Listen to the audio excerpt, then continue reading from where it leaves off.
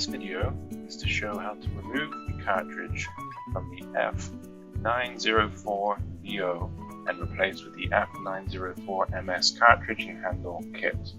So start by removing the handle plug on the front, unscrew the screw holding the handle on, and that will allow you to pull the handle off.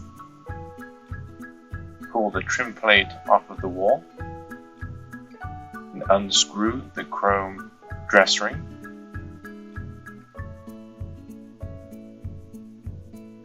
Turn the water off on the service stops, both the hot and the cold side, and then you can unscrew the old cartridge.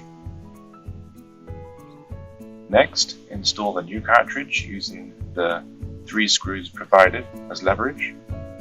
Remove those screws and push on the chrome dress ring and temperature stop ring. That will feel loose, and then put some silicone on the existing trim plate and push that onto the wall. The trim plate is now what is holding the chrome dress ring and temperature stop ring in place. Put the new handle on and tighten on the underside with the Allen key provided.